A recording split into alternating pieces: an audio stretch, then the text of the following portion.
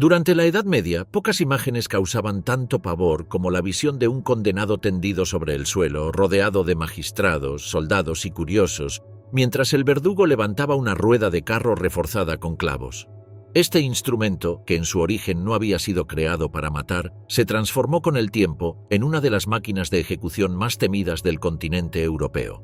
La llamada rueda de quebrantamiento se convirtió en un símbolo del poder punitivo de reyes, príncipes y cortes urbanas, utilizada no solo para eliminar físicamente al criminal, sino también para destruir moralmente aquello que representaba. La mecánica del suplicio empezaba mucho antes del golpe inicial.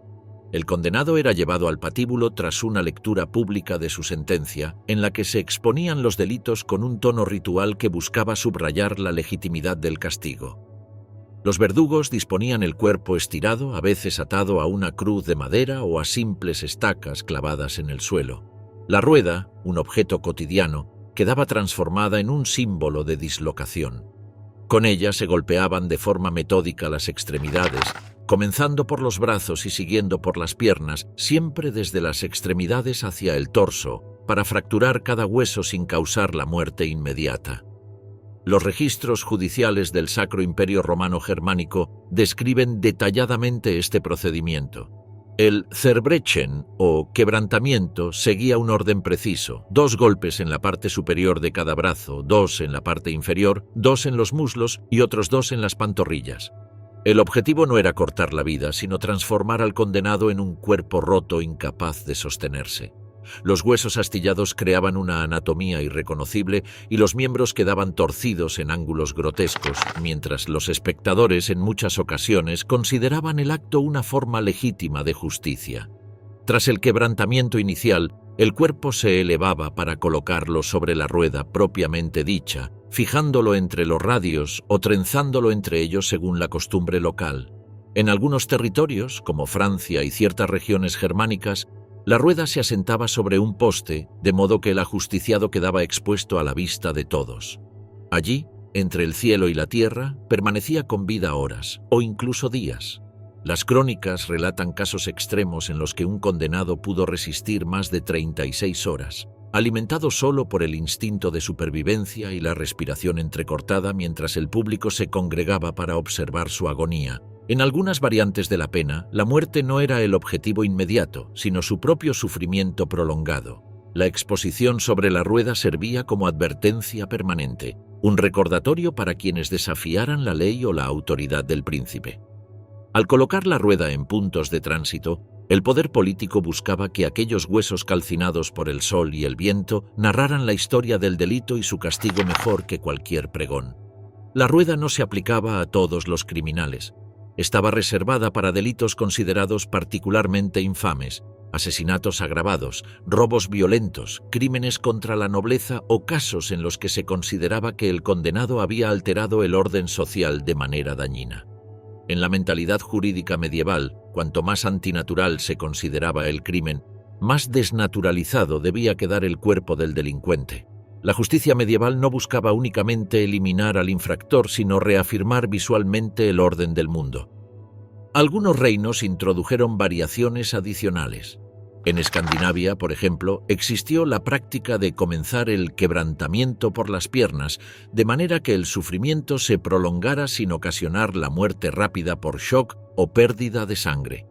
Mientras tanto, en regiones del norte de Italia se documenta la costumbre de colocar cuñas de madera entre las articulaciones antes de los golpes, aumentando la fractura y el estallido de los tejidos.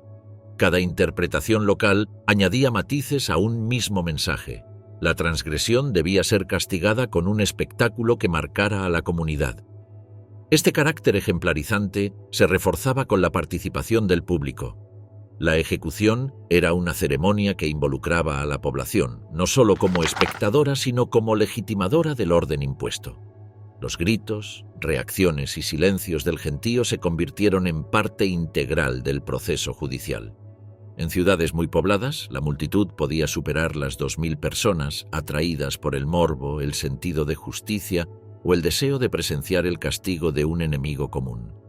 En ocasiones se ofrecían bebidas y se registran casos en los que vendedores ambulantes aprovechaban la afluencia para instalarse alrededor del patíbulo. Con el tiempo, algunos verdugos desarrollaron cierta reputación profesional. Se esperaba de ellos precisión técnica, conocimiento anatómico y una capacidad casi quirúrgica para infligir dolor sin provocar la muerte inmediata. Los manuales de verdugos del siglo XIII y XIV indican cómo distribuir el peso de la rueda, cómo calcular la fuerza del golpe y cómo evitar romper el torso prematuramente.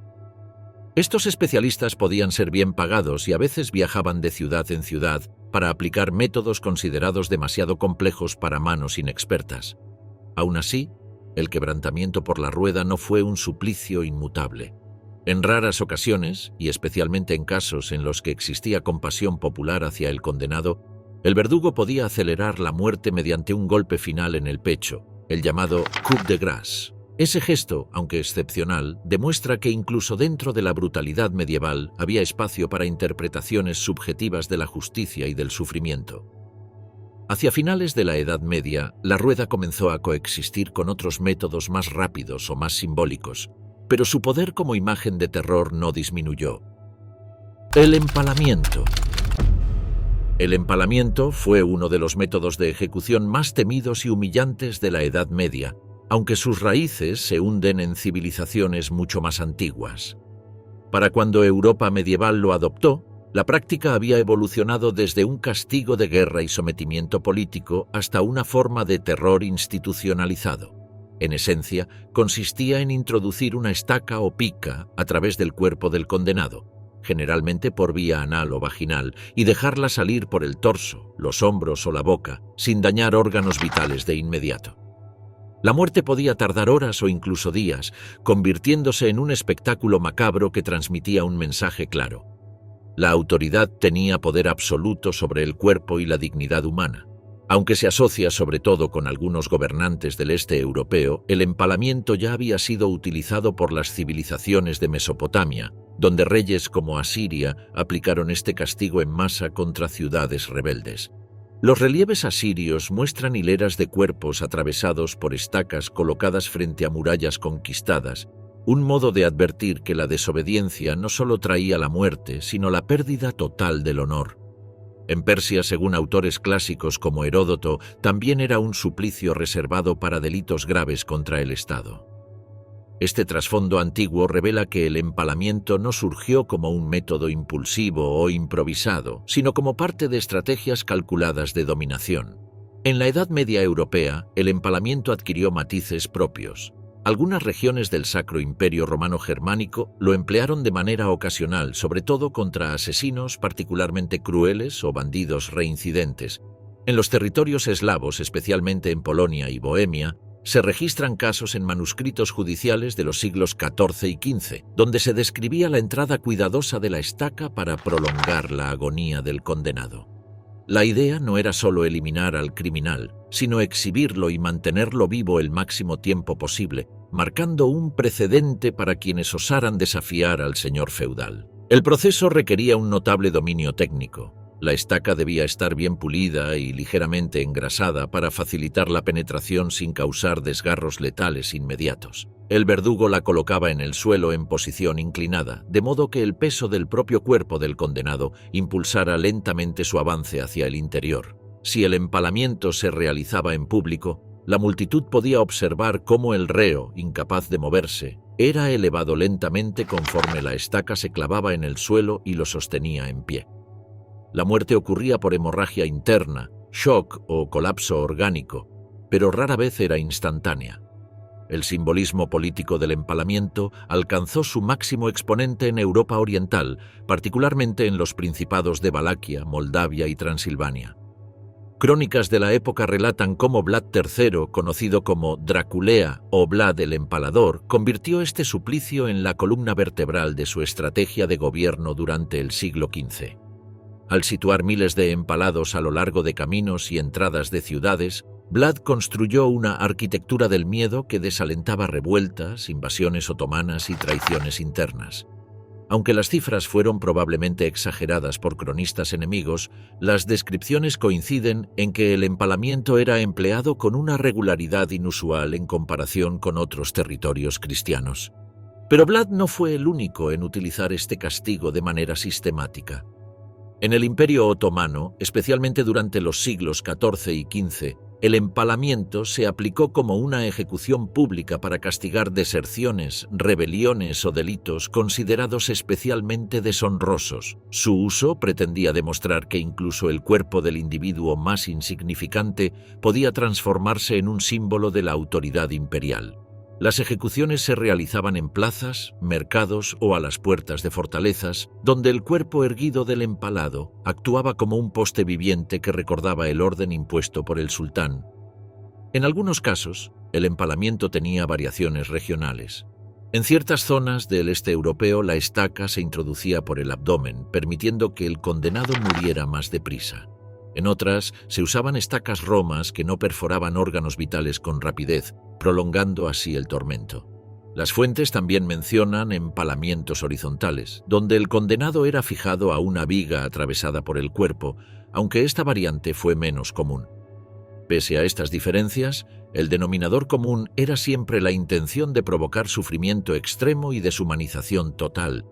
Las ejecuciones mediante empalamiento solían acompañarse de una ceremonia judicial previa, aunque en zonas fronterizas o durante periodos de guerra podían aplicarse sin juicio formal. La presencia de espectadores era fundamental. La autoridad necesitaba que el dolor se convirtiera en relato, que el castigo viajara por la memoria colectiva tanto como por la vista.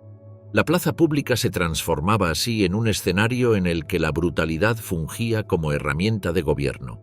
Un aspecto que diferencia al empalamiento de otros métodos medievales es su dimensión psicológica. El suplicio convertía el cuerpo del condenado en un objeto penetrado, violado y expuesto, violando con ello normas sociales sobre pudor y dignidad. Este carácter profundamente humillante lo hizo especialmente temido entre guerreros, nobles y campesinos por igual. Morir empalado no solo significaba sufrir, sino perder para siempre el control sobre la propia imagen y memoria. La hoguera. En la Edad Media, pocas imágenes condensaron tanto poder simbólico como la hoguera. El fuego, en su dimensión espiritual y punitiva, se convirtió en el instrumento por excelencia para castigar aquello considerado una amenaza a la fe, al orden social y a la autoridad eclesiástica. Aunque se utilizó para una variedad de crímenes, su asociación más recordada es la persecución de la herejía, un delito que mezclaba teología, política y miedo colectivo. Morir en la hoguera significaba no solo la destrucción física del cuerpo, sino también su purificación según la lógica teológica de la época. El fuego eliminaba la corrupción doctrinal que el hereje había introducido en la comunidad cristiana. El acto comenzaba con la ceremonia de degradación del condenado, sobre todo si se trataba de un clérigo. Se le despojaba de sus vestiduras sagradas en un proceso ritual que subrayaba la gravedad de su desviación doctrinal. Luego, el rehén era entregado a las autoridades civiles con la fórmula «La Iglesia no derrama sangre», una frase que aparentaba inocencia mientras delegaba a la justicia secular el acto final.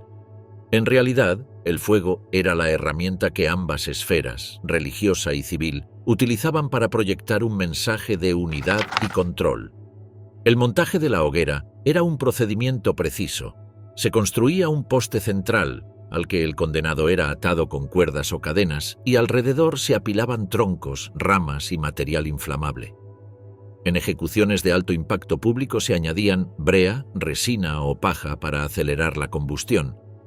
La altura de la pila dependía del propósito. Una hoguera baja permitía una muerte más lenta por inhalación de humo. Una hoguera alta producía una combustión rápida y visible, incluso para quienes se encontraban lejos del patíbulo. A diferencia de otros métodos de ejecución, la hoguera solía atraer multitudes enormes.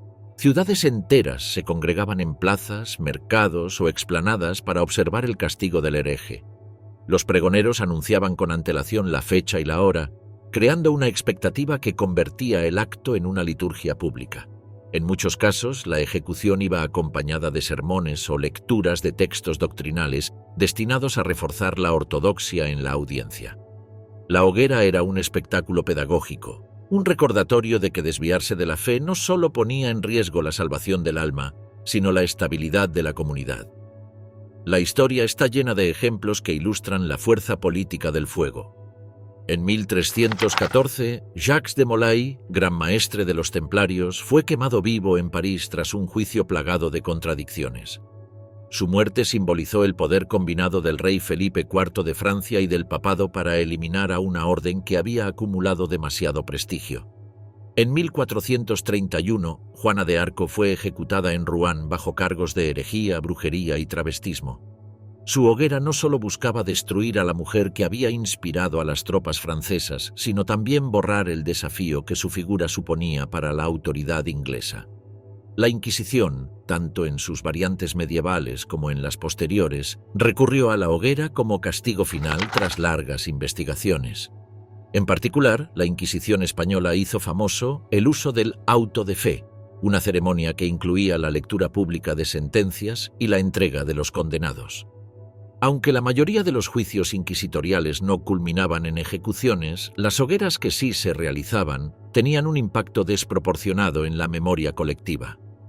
La idea de que la llama purificaba al culpable y protegía a la sociedad de sus ideas fue un pilar en la legitimación del castigo. El fuego también se usó contra quienes practicaban actividades consideradas peligrosas para el orden moral o espiritual, como la brujería.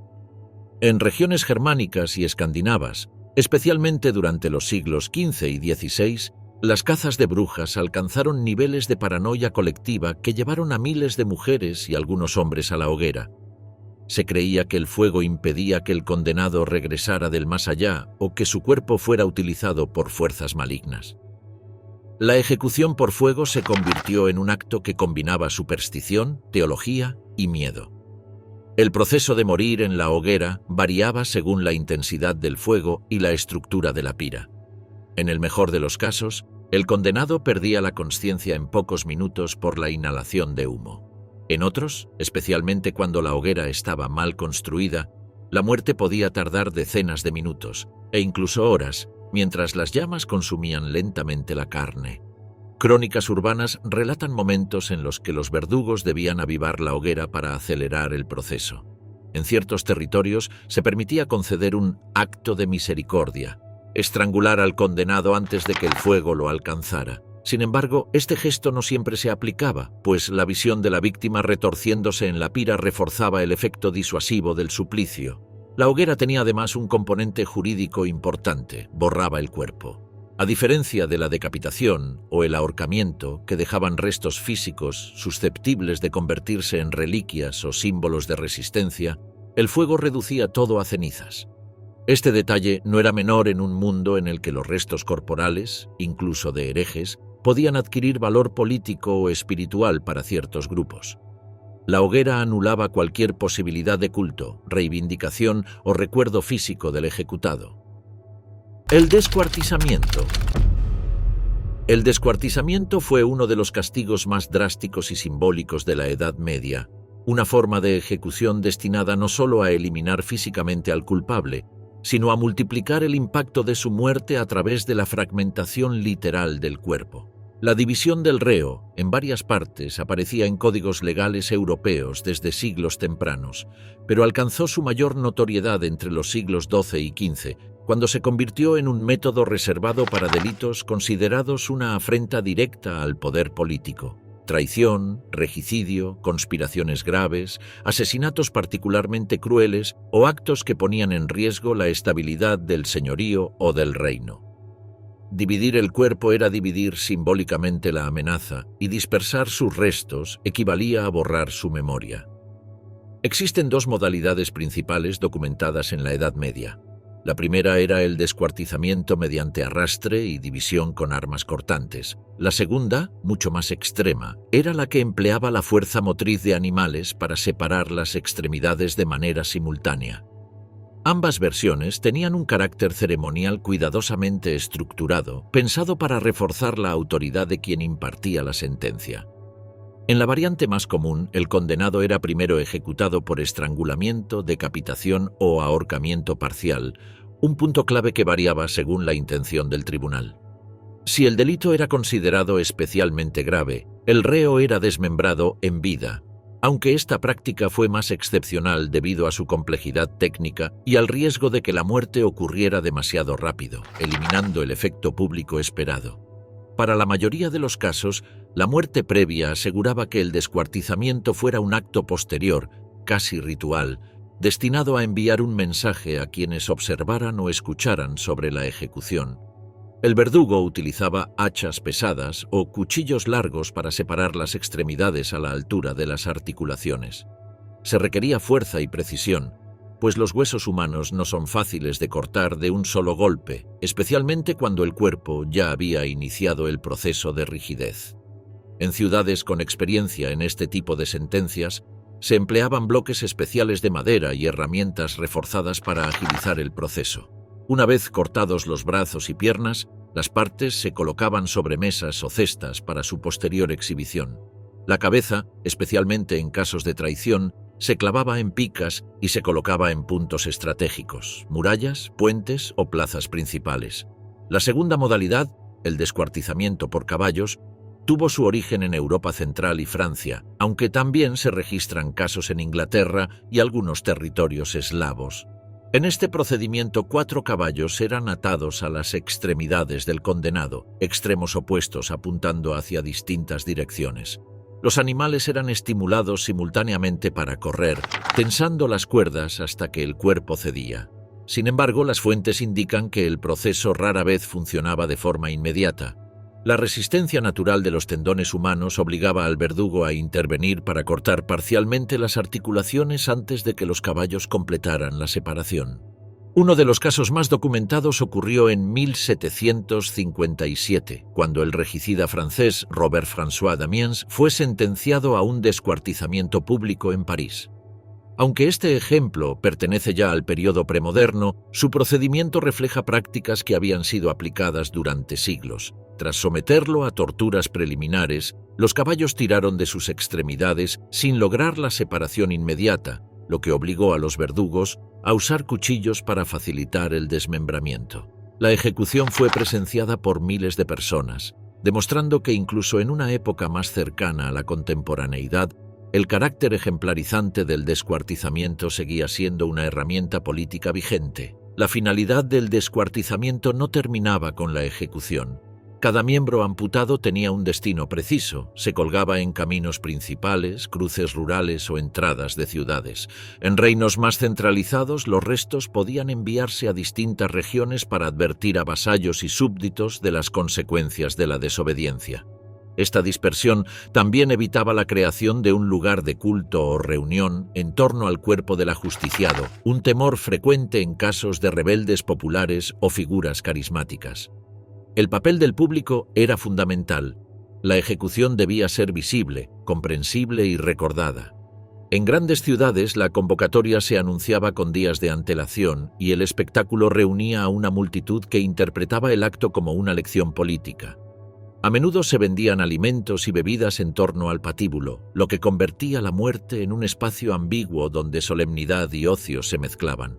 El impacto sensorial, como el sonido de los huesos rompiéndose, el olor de la sangre, los gritos o el silencio expectante, reforzaba la naturaleza pedagógica del castigo. En Inglaterra, el descuartizamiento adquirió una forma especialmente elaborada conocida como colgado, ahogado y descuartizado. El acusado era primero arrastrado hasta el lugar de la ejecución, luego ahorcado sin llegar a morir, posteriormente eviscerado y finalmente descuartizado. Aunque esta práctica está asociada con el periodo Tudor y Estuardo, su raíz medieval es evidente: fragmentar el cuerpo para fragmentar simbólicamente la amenaza. El descuartizamiento también se utilizó contra bandidos notorios y criminales violentos, aunque su aplicación solía ser más selectiva. En regiones de Alemania y los Países Bajos, algunos bandoleros eran primero ejecutados por la rueda y luego desmembrados para su exhibición. En Italia, ciertas ciudades lo emplearon durante conflictos internos como forma de eliminar a conspiradores políticos. El ahogamiento judicial. El ahogamiento judicial fue uno de los métodos de ejecución más difundidos de la Edad Media, tanto por su aparente sencillez como por la carga moral que lo acompañaba. A diferencia de otros suplicios que buscaban el espectáculo sangriento, el ahogamiento se percibía como un castigo silencioso, limpio y en ciertos territorios incluso apropiado para determinados grupos sociales o para crímenes que se consideraban especialmente deshonrosos. Aunque su ejecución podía variar significativamente según la región, su esencia permanecía constante: privar al condenado del aire y permitir que el agua, símbolo de pureza y frontera entre vida y muerte, actuara como juez final. La forma más antigua del ahogamiento judicial consistía simplemente en sumergir al condenado en un río, lago o pozo hasta que dejara de respirar. En épocas tempranas, esta práctica estaba asociada a castigos comunitarios. En ciertos pueblos germánicos, por ejemplo, las mujeres acusadas de adulterio o infanticidio eran atadas y sumergidas en aguas profundas como parte de un acto ritual sancionado por la comunidad. La ejecución ocurría ante la mirada de familiares, vecinos y autoridades locales, lo que convertía el ahogamiento en una pena que reafirmaba normas sociales vinculadas al honor y la moral sexual. Con el desarrollo de los tribunales medievales, el ahogamiento comenzó a aplicarse con mayor formalidad. En ciudades del Sacro Imperio Romano Germánico, como Nuremberg o Augsburgo, se documentan casos en los que el condenado era colocado dentro de una gran cuba de madera llena de agua, conocida en algunas fuentes como Scharte. Esta cuba se usaba tanto para ejecuciones como para castigos físicos previos, y permitía a los verdugos ejercer un control más preciso sobre el proceso. A veces se agregaban pesos al cuerpo del reo para acelerar la inmersión, aunque en ejecuciones públicas se prefería un proceso más lento que permitiera a los espectadores observar la lucha desesperada por mantener la cabeza fuera del agua. Otra variante se encontraba en el ámbito del derecho inglés, donde existía la pena llamada drowning pit o ahogamiento en pozo, aplicada principalmente a mujeres condenadas por delitos que en los hombres merecían la horca. Esta diferenciación no implicaba clemencia, al contrario, reflejaba la lógica moral de la época, según la cual exponer públicamente el cuerpo femenino colgado de una cuerda podía considerarse indecoroso. El agua, por su invisibilidad progresiva, parecía preservar cierta decencia. Las fuentes judiciales muestran que esta distinción perduró durante siglos y que, incluso cuando la horca se convirtió en castigo casi universal, el ahogamiento se mantuvo para ciertos casos. En algunas regiones de Escocia y los Países Bajos existió una modalidad especialmente cruel, el bolging o bolging punishment. El reo era introducido en un saco de cuero o lona junto con objetos simbólicos y luego arrojado a un río o canal. Esta práctica combinaba la humillación pública con una muerte lenta y claustrofóbica. Al no poder mover los brazos ni las piernas, el condenado experimentaba la asfixia de forma más desesperada. En ciertos relatos neerlandeses, testigos describen cómo los sacos podían tardar minutos interminables en hundirse completamente, mientras la multitud observaba la agonía oculta en el interior. Una variante adicional aparece en documentos del norte de Italia, donde los duques y autoridades comunales aplicaban el ahogamiento para castigar fraudes monetarios y delitos contra la administración pública. En Venecia, por ejemplo, algunos acusados eran arrojados a la laguna atados a un peso. Otras veces se les sumergía repetidamente hasta que la resistencia cesaba. La elección del agua tenía un doble significado. Como ciudad rodeada por canales, Venecia utilizaba su propio paisaje para reforzar la idea de que la traición al orden político se disolvía allí mismo, bajo las aguas que sostenían la vida urbana. En muchas zonas rurales de Europa Central, el ahogamiento se asociaba también a la prueba del agua, un antiguo procedimiento judicial en el que se esperaba que la inocencia o culpabilidad se revelara mediante el comportamiento del acusado al ser lanzado a un estanque o río. Aunque técnicamente distinto a la ejecución por ahogo, este juicio de ordalía se convirtió en un escenario donde el agua adquiría un rol divino. Si el acusado flotaba, se consideraba culpable, pues el agua, creada por Dios, rechazaba al pecador. Si se hundía, significaba inocencia, aunque el riesgo de muerte era casi inevitable. En ocasiones, cuando la ordalía resultaba en flotación, el condenado era inmediatamente ejecutado por ahogamiento, generando un círculo de fatalidad difícil de evitar. Pese a su aparente simplicidad, el ahogamiento judicial no estuvo exento de teatralidad. En ciudades ribereñas de Francia y el Reino de Aragón, las ejecuciones se realizaban en puentes principales para asegurar la visibilidad. Los verdugos ataban al reo con cuerdas alrededor del torso y las piernas, y luego lo bajaban lentamente hacia el agua. La lucha instintiva del condenado se convertía en parte del espectáculo. A veces se permitía a los familiares acercarse a la orilla para presenciar el proceso, reforzando la idea de que la justicia debía ser no solo vista, sino sentida en el ámbito emocional. Los registros indican que el ahogamiento también podía considerarse una pena de igualación social. En ciertas ciudades germánicas se aplicaba a nobles que habían cometido crímenes especialmente indignos, pues el ahorcamiento se percibía como un castigo más humillante reservado a plebeyos y bandidos. Sumergir a un noble en agua profunda, sin derramar sangre, permitía ajusticiar sin manchar el honor de la casta aristocrática. El suplicio de la cuna o cuna de Judas. Entre los instrumentos más perversos y meticulosamente diseñados de la Edad Media se encuentra la cuna de Judas, también conocida como el potro piramidal.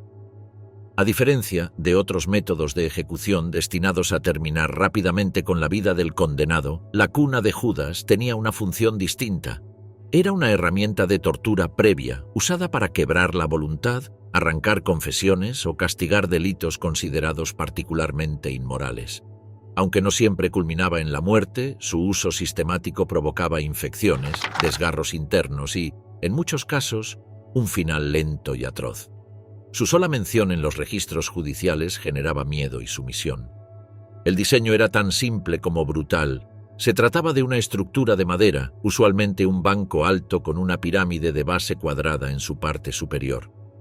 La punta de esa pirámide, afilada y pulida, estaba orientada hacia arriba. El reo, completamente desnudo, era colocado sobre ella de manera que el vértice penetrara su cavidad anal o vaginal. La posición del cuerpo se controlaba mediante cuerdas o poleas. Las piernas del condenado eran estiradas hacia abajo y a los lados, aumentando gradualmente la presión sobre la zona de contacto. El peso del cuerpo hacía el resto. A menudo, para intensificar el tormento, se añadían pesos a los tobillos o se realizaban tirones intermitentes. La punta de la pirámide no estaba hecha para matar de inmediato, sino para desgarrar lentamente la musculatura, los tejidos y provocar lesiones internas que terminaban infectándose. El dolor era agudo y sostenido y se prolongaba durante horas o incluso días, dependiendo de la resistencia física del torturado y de la finalidad del castigo. Aunque no existe una fecha exacta para el surgimiento de este instrumento, las fuentes lo sitúan entre los siglos XIII y XIV en regiones del norte de Italia y el Sacro Imperio Romano Germánico. Fue utilizado por tribunales civiles, cortes locales y más tarde por órganos eclesiásticos durante procesos de herejía, blasfemia, sodomía y otros delitos considerados atentados contra la moral cristiana. La cuna de Judas era un aparato portátil, lo que permitía su instalación en sótanos, cárceles, cámaras secretas o incluso espacios abiertos si la intención era mostrar públicamente la tortura.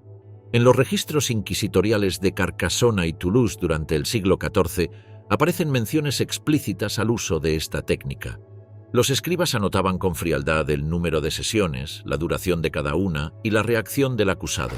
En algunos casos, se permitía un breve descanso antes de volver a subir al reo a la pirámide. La crueldad no residía solo en el diseño del objeto, sino en su utilización sistemática como mecanismo de desgaste físico y psicológico. A diferencia de otros métodos medievales que exigían una infraestructura pública, la cuna de Judas operaba en la penumbra. Su objetivo no era exhibir el castigo, sino provocar sumisión silenciosa. Era el instrumento de los interrogatorios prolongados, de los secretos arrancados entre susurros, de las confesiones obtenidas tras largas noches de llanto y suplicio. En este contexto, la tortura no era el castigo final, sino el medio para alcanzar la ejecución o el arrepentimiento forzado.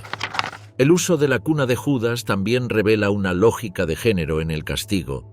Las mujeres acusadas de adulterio, brujería o comportamiento impropio eran colocadas sobre la pirámide como una forma de castigo sexualizado. No solo se buscaba infligir dolor, sino humillar, descomponer simbólicamente su cuerpo considerado como fuente de pecado. En muchos casos, el resultado era una muerte lenta por septicemia, hemorragias internas o colapso general del organismo, aunque en los registros oficiales rara vez se atribuía el deceso al tormento en sí. Durante los siglos XV y XVI, con la expansión de la Inquisición y el perfeccionamiento de los métodos de interrogación, la cuna de Judas se mantuvo como una herramienta común. Aunque se hablaba poco de ella en público, su fama se difundía en cárceles, pueblos y entre los presos que temían ser interrogados por delitos de fe. Algunos tratadistas de la época justificaban su uso con argumentos teológicos. El dolor era un reflejo del sufrimiento del alma que debía ser purificada. Para otros, como ciertos juristas italianos, el tormento era simplemente una forma de garantizar la seguridad del Estado. A veces, el castigo no terminaba con la tortura. Si el reo no moría sobre la pirámide, podía ser ejecutado posteriormente por otro método: horca, hoguera o decapitación, dependiendo del delito y de la autoridad que dictara sentencia. En esos casos, el sufrimiento previo no se consideraba excesivo, sino una preparación del cuerpo y del espíritu para su castigo final. Morir tras días de agonía sobre la cuna de Judas era, en muchos sentidos, una manera de borrar cualquier traza de desafío contra la autoridad religiosa o civil. En ciertos manuscritos, incluso se describen casos en los que el reo, ya destruido física y mentalmente, suplicaba ser ejecutado de inmediato como forma de redención. La guillotina primitiva. Aunque la guillotina se asocia de manera casi exclusiva con la Francia revolucionaria del siglo XVIII, su origen se encuentra mucho antes, en la Edad Media, cuando diversas regiones europeas desarrollaron dispositivos rudimentarios diseñados para lograr una decapitación rápida, controlada y, en comparación con otros métodos, sorprendentemente eficiente. Lejos de ser una innovación repentina, la guillotina fue la culminación de siglos de experimentación mecánica aplicada al castigo capital, un esfuerzo destinado a reducir errores del verdugo, hacer la ejecución más limpia y, a la vez, reforzar el carácter público del suplicio. Los antecedentes más claros provienen de Inglaterra y Escocia. Uno de los primeros dispositivos documentados fue el Halifax Gibbet, utilizado desde finales del siglo XIII. Se trataba de un marco de madera en forma de torre, con una hoja pesada que se elevaba mediante cuerdas y luego caía gracias a la fuerza de la gravedad. La víctima era colocada con el cuello entre dos listones y el mecanismo, al soltarse, descendía rápidamente para seccionarlo. Aunque rudimentario, el Halifax Gibbet mostraba ya la lógica esencial del aparato: sustituir la fuerza humana por la precisión mecánica. En Escocia, el dispositivo conocido como la doncella tuvo un uso aún más prolongado. Introducida a mediados del siglo XVI, aunque basada en técnicas previas, constaba de una estructura móvil que permitía transportarla a diferentes partes de Edimburgo para ejecuciones públicas. La hoja triangular era guiada por dos surcos laterales que aseguraban una caída recta y estable. La población escocesa la conoció durante décadas y llegó a formar parte de la iconografía urbana, apareciendo en crónicas y panfletos. Aunque su fama pertenece en parte al Renacimiento, su diseño evidencia la continuidad medieval de herramientas destinadas a mejorar la decapitación. No obstante, el verdadero germen medieval se encuentra en estructuras aún más antiguas, descritas en documentos franceses e italianos del siglo XIII. En Provenza y en algunas ciudades del norte de Italia se utilizaron mecanismos llamados manaja o manalla, consistentes en grandes hachas montadas sobre soportes elevados. El verdugo soltaba la hoja desde cierta altura para que cayera con mayor velocidad y precisión. A veces la hoja era tan pesada que requería de varios ayudantes para levantarla, lo que muestra la transición desde el simple hacha manual hacia un dispositivo semimecánico. El propósito común de estos artefactos era solucionar un problema recurrente. La decapitación manual no siempre era efectiva. El verdugo, por habilidad insuficiente o por nerviosismo ante el público, podía fallar en el primer golpe, obligando a repetir la maniobra entre gritos y tensiones que afectaban la dignidad del condenado y la solemnidad del acto. En un sistema judicial donde la ejecución era un espectáculo cargado de simbolismo, los errores debilitaban la autoridad. La guillotina primitiva surgió, entonces, como un intento de reducir el margen humano en un acto que debía ser impecable. El uso de estos mecanismos también respondía al estatus social del ajusticiado. La decapitación era considerada una forma noble de morir, reservada a miembros de la aristocracia, clérigos de alto rango o criminales cuya condición social exigía un final más respetable que la horca o la rueda. Ofrecer una muerte rápida y precisa era visto como un privilegio que diferenciaba al ejecutado de los delincuentes comunes. En este sentido, la guillotina medieval era un instrumento que reforzaba jerarquías, no que las eliminaba. Sin embargo, el funcionamiento de estos dispositivos no siempre resultaba tan limpio como se esperaba. Las crónicas registran casos donde la hoja no caía con suficiente fuerza o se atascaba en los surcos, obligando a los verdugos a completar la decapitación manualmente. En Escocia, algunos relatos mencionan que la Maiden, pese a su eficacia general, podía requerir ajustes entre ejecuciones para evitar fallos. La precisión mecánica, aunque superior al hacha tradicional, dependía todavía de la calidad artesanal del aparato. Estos mecanismos se empleaban principalmente en ejecuciones públicas, donde el espectáculo debía ser visible desde lejos. El patíbulo se elevaba y el aparato se colocaba en su punto más alto para permitir que la multitud observara la caída de la hoja. En ocasiones el verdugo anunciaba verbalmente el momento exacto en que soltaría la cuerda para preparar a la audiencia. La caída podía ir acompañada de aplausos, gritos o un silencio tenso, dependiendo de la notoriedad del condenado. Los dispositivos también tenían un papel pedagógico. A diferencia de la tortura prolongada, la decapitación rápida mostraba la capacidad del Estado o del señor feudal para impartir justicia de forma ordenada. Era una ejecución sin sufrimiento prolongado, pero no exenta de teatralidad. La hoja brillante, el ruido seco del impacto y el cuerpo desplomándose creaban una imagen que permanecía en la memoria de quienes asistían al suplicio. En algunos territorios alemanes, el mecanismo incluso fue utilizado por verdugos itinerantes, que transportaban la estructura desmontada de ciudad en ciudad. Esta movilidad sugiere que había una demanda recurrente por ejecuciones que requirieran precisión y que las autoridades consideraban la guillotina primitiva un método confiable. Hacia finales de la Edad Media y comienzos de la época moderna, la idea de una máquina decapitadora ya estaba profundamente arraigada en el imaginario europeo. Cuando Joseph Ignace Guillotin propuso en 1789 un artilugio para garantizar decapitaciones rápidas e igualitarias, no estaba inventando un principio nuevo, sino sistematizando una larga tradición. Su propuesta solo perfeccionó el concepto que ya llevara siglos funcionando en Europa. La cámara del hierro caliente.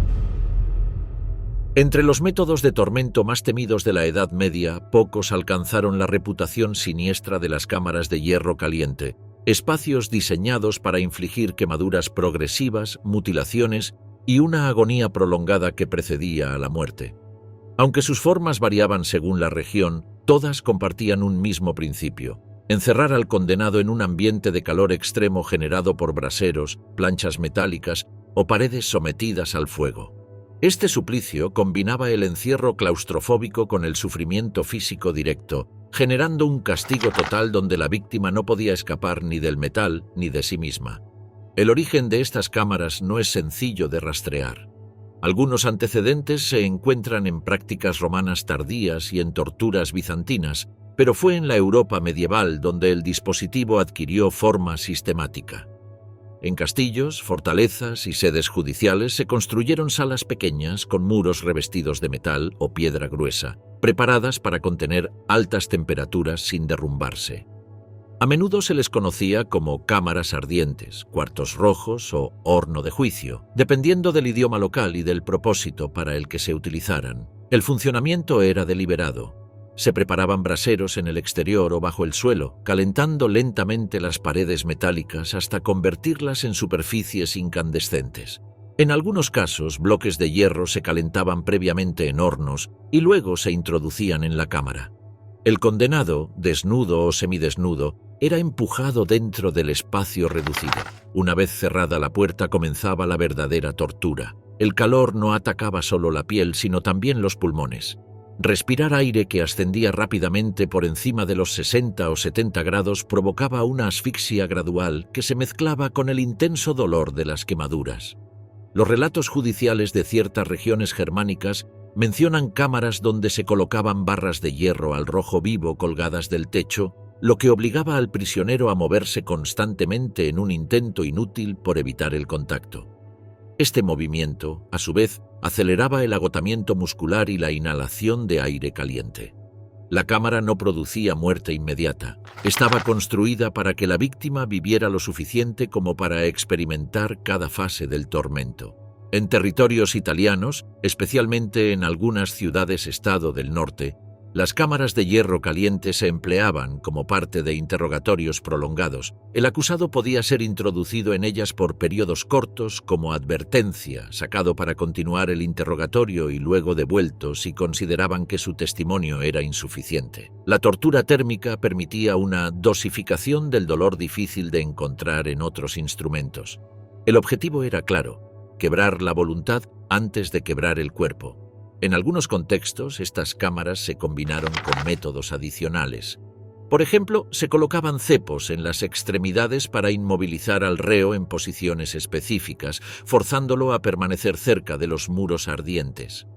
En ciertos castillos franceses del siglo XIV se utilizaban cadenas fijadas al techo para suspender parcialmente al condenado, de manera que no pudiera apoyarse del todo en el suelo.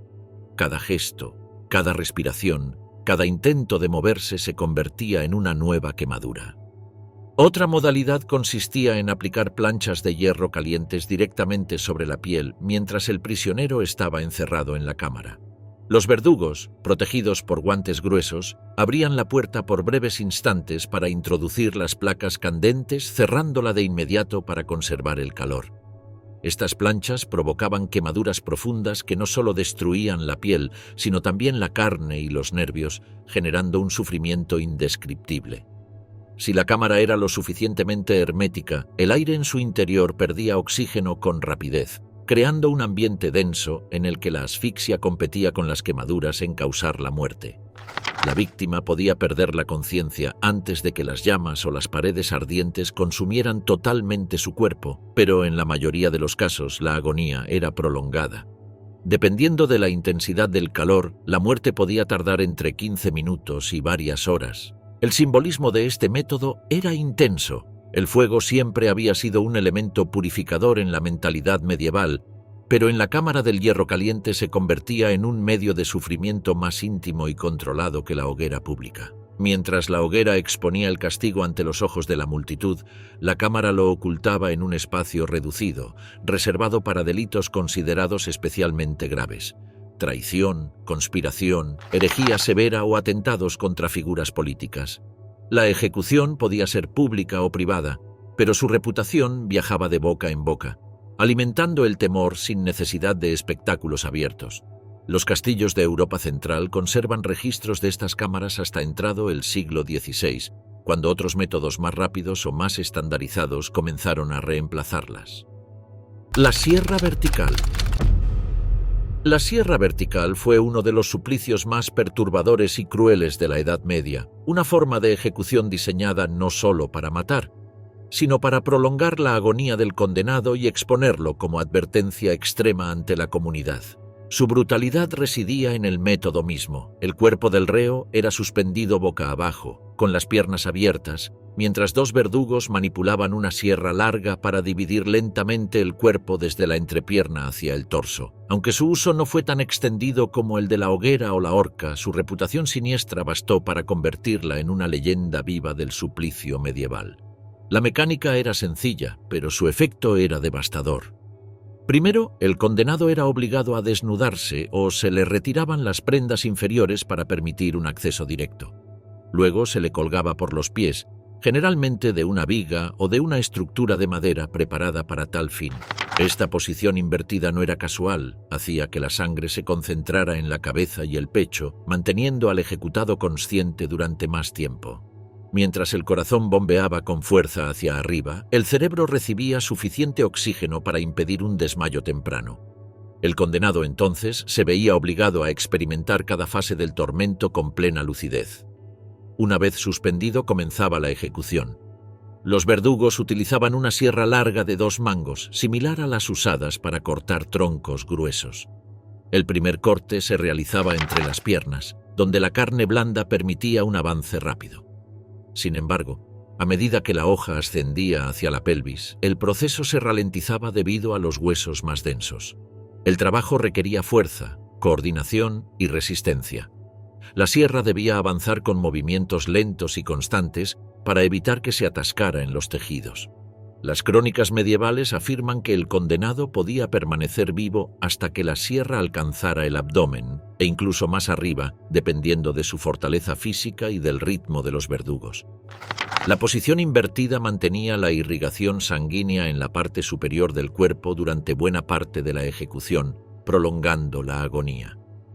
Esto hacía de la sierra vertical un método especialmente cruel, capaz de mantener al reo consciente mientras observaba, desde su perspectiva invertida, el movimiento rítmico de la sierra que lo iba partiendo poco a poco. Si bien la sierra vertical aparece en relatos de varios territorios europeos, los registros más detallados provienen de regiones alpinas, de ciertos tribunales alemanes y de zonas rurales de Francia y Bohemia. También existen referencias al uso de este método en España para castigar delitos considerados especialmente infames, aunque con menor regularidad documental que en Europa central. En muchas ocasiones, la sierra se reservaba para crímenes que afectaban profundamente el orden moral: parricidio, traición doméstica, asesinato premeditado con ensañamiento o actos que las autoridades consideraban ofensas contra la naturaleza. En algunos contextos, la sierra vertical se aplicaba como castigo ejemplarizante durante periodos de inestabilidad política o religiosa. En determinadas guerras locales, señores feudales y líderes militares utilizaron este método para aterrorizar a poblaciones rebeldes o para castigar espías y desertores. La ejecución solía realizarse en plazas públicas, mercados o incluso en cruces de caminos, lugares donde la visibilidad era máxima. La multitud se congregaba alrededor del patíbulo, enfrentada a un espectáculo que combinaba horror, morbo y la sensación de presenciar un acto que, según la lógica de la época, debía proteger el orden social. Las fuentes judiciales describen variaciones del suplicio. En algunos casos, la ejecución no buscaba completar la partición total del cuerpo. Bastaba con llegar hasta cierta altura para causar la muerte por shock, pérdida masiva de sangre o colapso orgánico. En otros casos, especialmente en zonas rurales donde el control de la justicia era más fragmentario, los verdugos o los hombres armados completaban la división del cuerpo como un acto simbólico que acompañaba la sentencia. El objetivo no era solo matar, sino dramatizar de forma extrema la destrucción del transgresor. Un elemento añadido al suplicio era el impacto psicológico sobre quienes observaban. El cuerpo invertido, el movimiento de la sierra y el torrente de sangre que caía hacia el suelo creaban una escena que grababa en la memoria el mensaje de la autoridad. Ciertos crímenes no solo merecían la muerte, sino una muerte que dejara una huella imborrable en la comunidad. La sierra vertical, por su brutalidad explícita, generaba un efecto que trascendía el momento de la ejecución y se transmitía como advertencia durante generaciones. La literatura medieval también contribuyó a la fama del método. Ciertas crónicas exageraban la crueldad de la sierra vertical para destacar la severidad de un castigo o la barbarie de un gobernante específico. Aunque algunos relatos contienen elementos hiperbolizados, la existencia del suplicio está confirmada por múltiples fuentes judiciales, actas municipales y documentos notariales. Su uso real, aunque no cotidiano, fue lo suficientemente frecuente como para quedar registrado en varias ciudades europeas. El aplastamiento por piedras o tablones. El aplastamiento como método de ejecución se desarrolló en la Edad Media a partir de prácticas mucho más antiguas, pero adquirió formas propias según la región y el tipo de delito. Consistía, en esencia, en someter el cuerpo del condenado al peso creciente de piedras, vigas o tablones hasta provocar asfixia, rotura de huesos o colapso orgánico. A diferencia de la hoguera o la rueda, este suplicio no dependía de herramientas complejas ni requería habilidad técnica, sino de la fuerza de la gravedad y del peso acumulado. Su sencillez lo hacía extremadamente versátil, apto para castigos improvisados en contextos rurales y para ejecuciones formales en ciudades con tradición jurídica. Uno de los precedentes más conocidos fue el peine forte et dure, una práctica del derecho inglés que alcanzó notoriedad a partir del siglo XIII. Aunque inicialmente no se aplicó como ejecución propiamente dicha, sino como un método de coerción para obligar a los acusados a declarar, con el tiempo se convirtió en una forma de muerte lenta y deliberada. El reo era acostado en el suelo y se le colocaban tablones pesados encima del pecho. Al inicio, el peso no era suficiente para matarlo, pero sí para dificultar la respiración. Con el paso del tiempo se agregaban más piedras o barras de hierro hasta que el cuerpo cedía. El resultado final podía tardar horas o incluso días, dependiendo de la resistencia del acusado. En el peine forte et dure, el silencio del acusado era interpretado como un desafío directo a la autoridad judicial. Morir aplastado se convirtió entonces en una declaración involuntaria. Quien prefería el peso mortal antes que pronunciar una sola palabra era visto como alguien cuya voluntad debía ser quebrada hasta el final. Este castigo simbolizaba la presión del Estado sobre el individuo, literal y figurativamente. No era casual que se empleara únicamente cuando el reo se negaba a declarar. La muerte, en este caso, era el resultado de su obstinación, al menos según la lógica de los tribunales medievales. Fuera de Inglaterra, el aplastamiento tomó formas distintas. En algunas regiones de Francia, Alemania y Bohemia, se empleó como castigo para ladrones, reincidentes, falsificadores y miembros de bandas violentas. El condenado era colocado en una fosa poco profunda o sobre el empedrado de una plaza y luego se agregaban piedras de gran tamaño sobre su torso, piernas y brazos. El público participaba activamente, cargando piedras adicionales o, en ocasiones, insultando al reo mientras el peso lo inmovilizaba poco a poco. El espectáculo evocaba un sentimiento de justicia colectiva, donde los habitantes del pueblo contribuían simbólicamente al mantenimiento del orden. En ciertos contextos religiosos, especialmente dentro de comunidades cristianas rurales, el aplastamiento se utilizó contra quienes se consideraba que habían deshonrado la moral compartida. Las crónicas mencionan que mujeres acusadas de adulterio, infanticidio o prácticas consideradas impuras podían ser castigadas mediante la acumulación de piedras hasta su muerte. En algunos casos, se intentaba mantener cierto grado de anonimato o decencia cubriendo parcialmente el cuerpo con telas antes de colocar los pesos.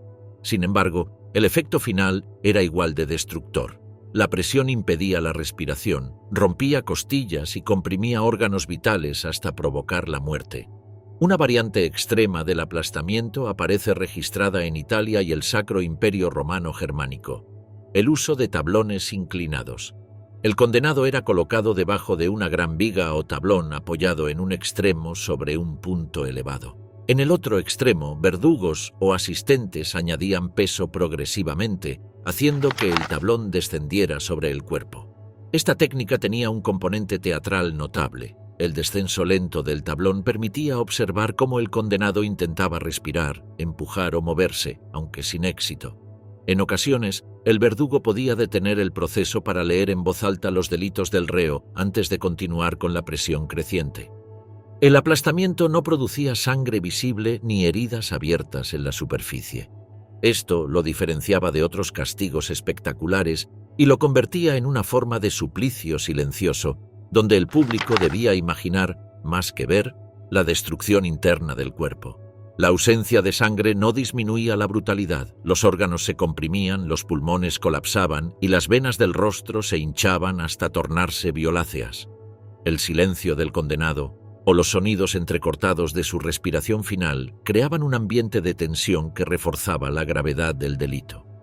En algunos casos, el aplastamiento era empleado como castigo inmediato tras un juicio sumario, especialmente en contextos de guerra o crisis política. Durante levantamientos campesinos y conflictos comunales, líderes rebeldes podían ser sometidos al peso de piedras como un acto simbólico que mostraba la fuerza de la autoridad contra la masa sublevada. De esta forma, el suplicio se volvía también un teatro político, donde el peso aplicado sobre el cuerpo del condenado representaba el peso del orden social restaurado. El simbolismo del aplastamiento tenía múltiples capas. Por un lado, representaba la fuerza opresiva del Estado, la Iglesia o la comunidad sobre el individuo transgresor. Por otro, evocaba la idea de que el pecado o el delito pesaba sobre la sociedad y debía ser devuelto al infractor en forma física. Este sentido moral se encontraba profundamente arraigado en la mentalidad medieval, donde se creía que el castigo debía corresponder de forma más o menos literal a la naturaleza del crimen. La lapidación. La lapidación fue uno de los métodos de ejecución más antiguos de la humanidad y, en la Edad Media, persistió como un castigo cargado de simbolismo comunitario. A diferencia de los suplicios mecánicos o de los tormentos controlados por verdugos especializados, la lapidación implicaba a toda la comunidad en el acto de matar. Este rasgo la convirtió en un instrumento particularmente poderoso para reforzar normas sociales, religiosas y morales. Morir lapidado no solo significaba ser ejecutado, sino ser repudiado por el grupo al que se pertenecía. Su uso medieval aparece registrado en regiones de Europa occidental, en ciertos territorios germánicos y en zonas bajo influencia bíblica o islámica. Aunque la Iglesia católica trató de prohibirla en varios concilios, la lapidación sobrevivió en contextos rurales, municipales o semiautónomos, donde la autoridad central tenía menos control. Las decisiones podían surgir de asambleas locales, juicios sumarios o, en algunos casos, de linchamientos legitimados por costumbres antiguas. El proceso comenzaba con la identificación pública del delito. La mayoría de las ejecuciones por lapidación estaban asociadas a conductas consideradas profundamente deshonrosas: adulterio, sacrilegio, blasfemia, hechicería, infanticidio y ciertos crímenes sexuales. En comunidades pequeñas, donde la reputación era un pilar fundamental del orden social, estos delitos se percibían como un ataque directo a la colectividad. El castigo, por tanto, debía ser ejecutado también por la colectividad. El condenado era llevado al centro del poblado, a veces cubierto con un capote o un saco para aumentar la humillación. En ocasiones se lo ubicaba contra una pared o en un hoyo poco profundo. En otras, simplemente se lo dejaba de pie o arrodillado en medio de un círculo formado por los habitantes. La elección del espacio respondía a la necesidad de visibilidad. La lapidación era un acto público, cargado de sentido pedagógico. La comunidad rodeaba al condenado con piedras de distintos tamaños. No se usaban rocas enormes, sino piedras medianas o pequeñas que permitieran un castigo prolongado. El objetivo no era una muerte rápida, sino un proceso gradual donde cada impacto representara la desaprobación moral de quienes participaban. La violencia era compartida, distribuida entre muchos, lo que diluía la responsabilidad individual. Este elemento psicológico ayudaba a justificar el acto. Nadie mataba por sí solo, sino que todos castigaban juntos. Las primeras pedradas solían dirigirse al torso y las extremidades, evitando la cabeza. De esta manera, se prolongaba el sufrimiento y se daba oportunidad a todos los presentes de participar. Los gritos del condenado competían con los murmullos de la multitud y, en ocasiones, con rezos, cantos o invocaciones para reforzar la legitimidad del castigo. Las piedras golpeaban con una cadencia irregular, reflejo de la intensidad emocional de la comunidad en cada ejecución. En algunas regiones, bajo influencia islámica, especialmente en la península ibérica durante la Edad Media temprana, la lapidación seguía procedimientos más regulados. Según ciertos textos legales, debía iniciarse con la participación formal del juez o de los miembros principales de la comunidad, quienes lanzaban las primeras piedras para marcar el inicio legítimo del acto. Aunque los reinos cristianos peninsulares tendieron a abandonar la lapidación como castigo formal, en algunos territorios rurales persistió como una práctica marginal en casos de adulterio o brujería. En Europa central, especialmente en zonas de los Alpes y regiones eslavas, la lapidación adquirió un carácter ritual asociado a la defensa del orden comunal. Se realizaba a menudo en lugares ya marcados como espacios de castigo y el cadáver, una vez muerto, podía quedar expuesto durante horas o días como advertencia visual. La muerte por lapidación variaba según la intensidad del castigo. Podía ocurrir por traumatismos múltiples, pérdida de sangre, fracturas internas o por el golpe final que solía dirigirse a la cabeza cuando el condenado ya no podía mantenerse consciente. En algunos casos, si la agonía se prolongaba demasiado, uno de los hombres presentes se encargaba de arrojar una piedra grande para acelerar el desenlace. Este golpe final no se consideraba una acción piadosa, sino parte natural del proceso. La función social de la lapidación era evidente: restaurar el orden colectivo mediante la expulsión violenta del elemento considerado peligroso o impuro. Al participar en la ejecución, los miembros de la comunidad reforzaban su identidad común y reafirmaban las normas que los guiaban. Era un acto de cohesión interna tanto como de castigo. la lapidación también servía como mecanismo de control sobre el comportamiento social, especialmente en ámbitos donde las instituciones judiciales eran débiles o inexistentes. El temor a ser lapidado actuaba como freno para delitos relacionados con la moral sexual, la traición comunitaria o la violación de tabúes profundamente arraigados. La amenaza de un castigo ejecutado por los propios vecinos tenía un peso psicológico muy distinto al de una sentencia impuesta por un juez distante. El enterramiento vivo. El enterramiento vivo fue uno de los castigos más terribles y silenciosos de la Edad Media. Un método que no buscaba el espectáculo sangriento ni la teatralidad de la plaza pública, sino la desaparición del condenado bajo tierra. Su carácter íntimo, oscuro y definitivo lo convirtió en una pena asociada a la vergüenza, la traición moral y, en muchos territorios, a delitos de género. Mientras métodos como la rueda o la hoguera se aplicaban de forma abierta para reforzar el orden social mediante la exhibición del cuerpo castigado, el enterramiento vivo actuaba como su inverso. Un castigo oculto que borraba físicamente al infractor y lo devolvía a la tierra como si nunca hubiera existido. Aunque existen registros de hombres ejecutados mediante enterramiento, la práctica se vinculó especialmente a mujeres acusadas de adulterio, infanticidio, falsa acusación, traición conyugal o delitos considerados indignos dentro del orden patriarcal medieval. La lógica detrás de esta elección era profundamente simbólica. La tierra que daba vida se convertía en el elemento que la arrebataba, cerrándose sobre un cuerpo al que se consideraba impuro o deshonroso. El proceso comenzaba con un juicio que, en muchos casos, no exigía pruebas concluyentes. En territorios rurales del Sacro Imperio Romano Germánico, por ejemplo, bastaban sospechas fuertemente arraigadas o testimonios parciales para dictar sentencia. Una vez considerada culpable, la mujer era conducida a un lugar apartado. Bosques, fosas cercanas a murallas, cementerios o espacios en las afueras de la comunidad. La ejecución no requería un patíbulo complejo, bastaba una tumba excavada con antelación. La víctima era colocada dentro del hoyo, a veces desnuda, otras con un simple sudario. En ciertos casos se la ataba de pies y manos para impedir cualquier intento de escape. Luego comenzaba la parte más cruel del castigo, la tierra. Los verdugos o los miembros de la comunidad arrojaban paladas sobre el cuerpo de la víctima mientras ésta aún respiraba. La tierra caía lentamente sobre el torso, las piernas, el rostro.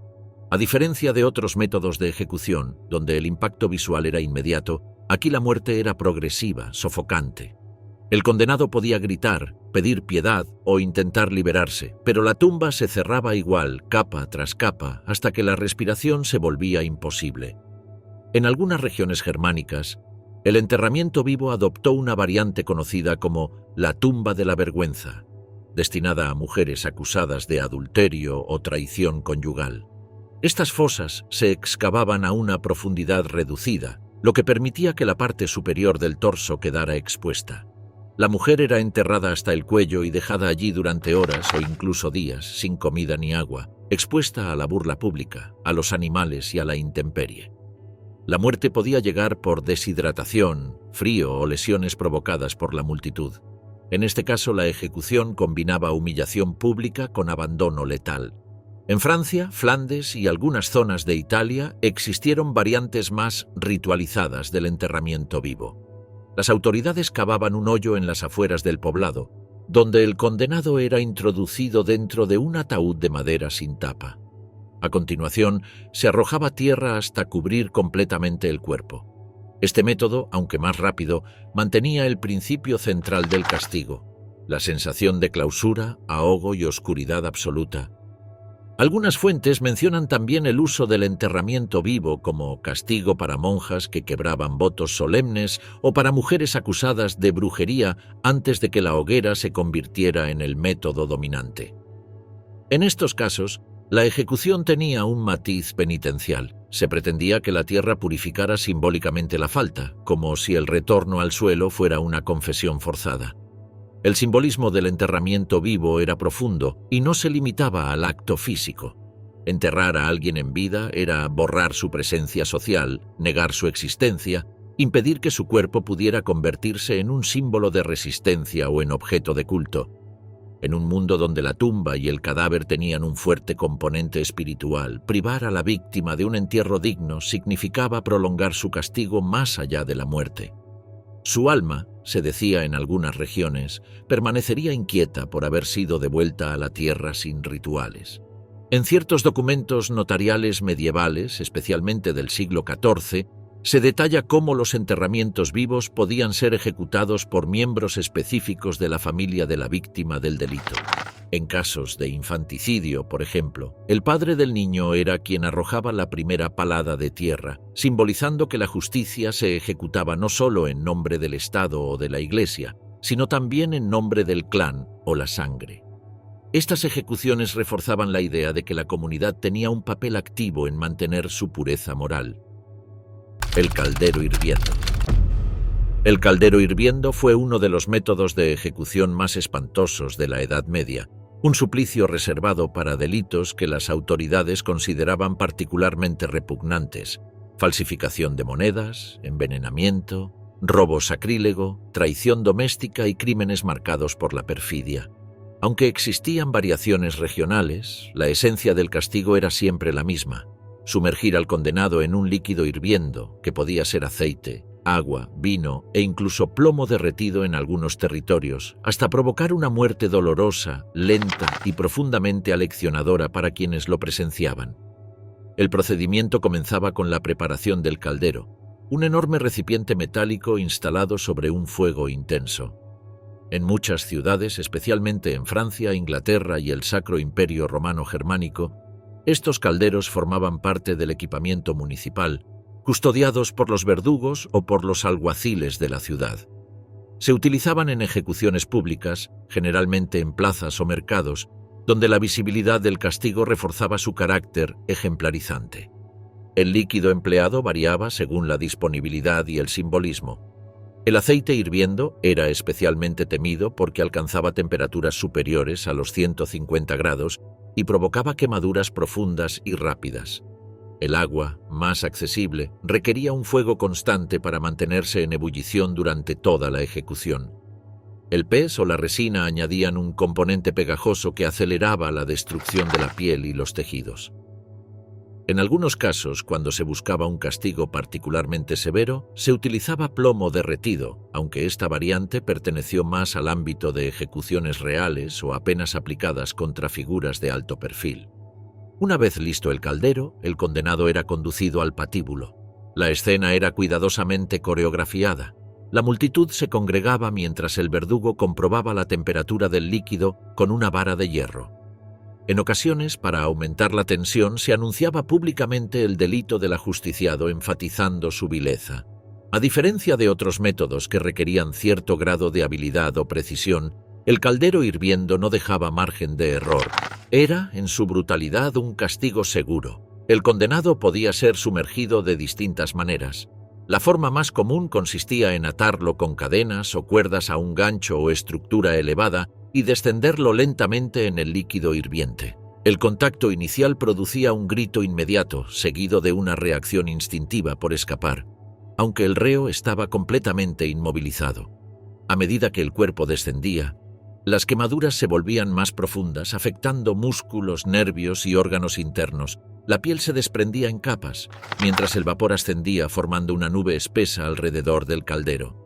En otras regiones, especialmente en Italia septentrional y en algunos reinos bálticos, existía la variante de sumergir solo las extremidades o partes específicas del cuerpo como forma de tortura previa.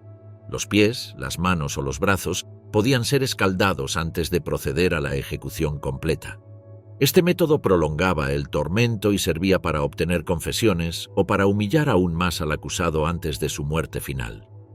En Inglaterra, el uso del caldero hirviendo alcanzó notoriedad durante el reinado de Enrique VIII, cuando se aplicó a casos de envenenamiento, considerados una amenaza directa al orden doméstico. El ejemplo más famoso fue el de Richard Roos, cocinero acusado de asesinar a su patrón mediante veneno. Su ejecución en 1531 siguió un procedimiento que tenía claras raíces medievales. Fue hervido vivo en un gran caldero de agua dentro del Palacio de Westminster, ante la presencia de una multitud convocada específicamente para presenciar el suplicio. El simbolismo del caldero hirviendo era múltiple. En primer lugar, el líquido ardiente representaba una purificación extrema. La piel y la carne del criminal eran destruidas por el calor, como si el cuerpo impuro fuera corregido por el fuego líquido. En segundo lugar, la olla misma, un objeto cotidiano asociado a la cocina, al hogar y a la alimentación, se transformaba en un instrumento de justicia. Esta inversión simbólica añadía un matiz moral al castigo. Quien había corrompido el orden doméstico moría en un utensilio doméstico. En ciertos lugares del Sacro Imperio Romano Germánico se añadía un elemento adicional al ritual. Se obligaba al condenado a contemplar el caldero mientras servía, escuchando el burbujeo y sintiendo el calor creciente incluso antes de ser sumergido. Este preludio psicológico intensificaba el efecto de la ejecución y reforzaba el mensaje intimidatorio para la audiencia. La muerte por hervimiento podía tardar varios minutos, dependiendo de la rapidez con que el cuerpo se sumergiera y del tipo de líquido utilizado. Las quemaduras causaban un shock inmediato, seguido de colapso circulatorio y falla orgánica. Si el verdugo bajaba lentamente al reo, la agonía se prolongaba, transformando la ejecución en un espectáculo casi insoportable para los presentes.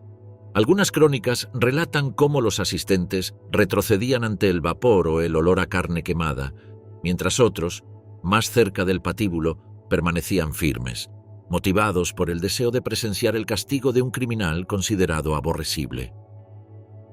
Las jaulas de suspensión. Las jaulas de suspensión, también conocidas como jaulas colgantes, cages gibbet o simplemente gibbets en el ámbito anglosajón, fueron uno de los métodos más característicos de castigo público en la Edad Media. Aunque no siempre constituían un método de ejecución directa, pues en muchos casos el condenado ya había muerto antes de ser introducido en la jaula, su uso como instrumento de agonía prolongada, humillación extrema y advertencia permanente las convierte en uno de los elementos más reconocibles del paisaje penal medieval.